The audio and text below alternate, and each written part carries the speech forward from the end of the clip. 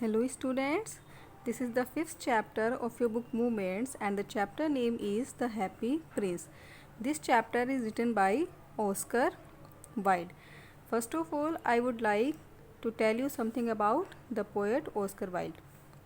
Oscar Wilde was an Anglo-Irish playwright. Playwright means writer, novelist, poet and critic.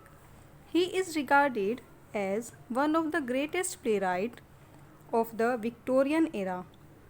In his lifetime, he wrote 9 plays, 1 novel, and numerous poems. Numerous means various, short stories, and essays. Now we will discuss the summary of the lesson. The story of the Happy Prince dwells upon the themes like social injustice, redemptive power of love, and the loss of innocence. In this story, we come across a statue who at one time a real prince. When the prince was alive, he was a happy person. He lived in the palace and did not know about human suffering. His life was full of joys. Upon his death, his statue was built at the top of a tall column in the city. Column means platform. The statue was covered all over with thin leaves of fine gold. For eyes, he had 2 bright sapphires. Sapphire is a precious jewel, and a large red ruby glowed in his sword hilt. The statue of the Happy Prince looked beautiful, and everyone in the city loved to see their prince. Since he was placed high above the city, on a high column, the prince was able to witness all the sorrows and sufferings which the column people faced in their daily life.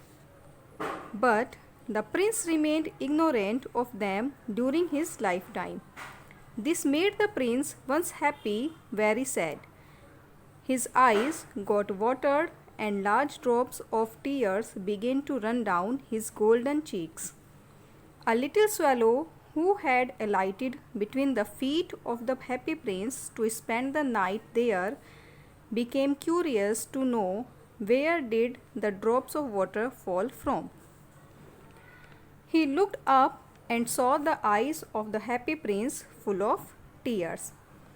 The bird took pity on the prince and became ready to assist him in his desire to ease the sufferings of the common people. He became the messenger of the prince and agreed to remove the fine gold and jewels from his statue to distribute them among the poor and needy. He started with plucking the ruby from the prince's sword and giving it to the seamstress who had no money to feed her ailing child. Then he plucked a sapphire from one of the eyes of the statue and gave it to the playwright who was too poor to make fire in the winter to continue his writing. He was also very hungry and feeling weak. One day, the prince saw a match girl who was being beaten by her father for letting her matches fall into the gutter. The prince's heart filled with pity for the girl.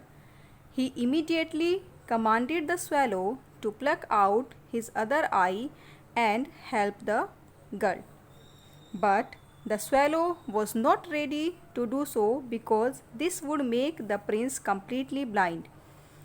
On being insisted, he plucked out the prince's other eye, swooped past the match girl and slipped the jewel into the palm of her hand. The little bird decided not to leave the company of the Happy Prince who had gone blind now. Although the prince was not able to see the sorrow or sufferings anymore, he knew it was there.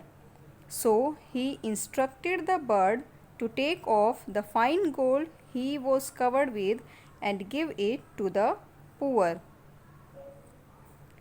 The bird followed his words and picked off leaf after leaf of the gold till the happy prince looked quite dull and grey. Then the snow came and the poor little swallow grew older and colder. But he did not leave the prince. Eventually, he grew weak and died from exposure and exhaustion. Just at that moment, a curious crack sounded inside the statue as if something had broken. It was, in fact, the leaden heart that had snapped right in two at the loss of the sweet and kind swallow. The statue was no more beautiful and useful, it stood deserted. So the town councillors and the mayor pulled it down. Then they melted the statue in a furnace. Furnace means large stove. But the broken heart did not melt. So they threw it on a dust heap where the dead swallow was lying. When God asked one of his angels to bring the two most precious things in the city, the angel brought him the leaden heart and the dead bird. God welcomed the two in his garden of paradise and deemed them beautiful creations. Okay students, so this was the summary of this chapter. You will have to write down this in your notebook and after that you will have to learn it. Okay, thank you.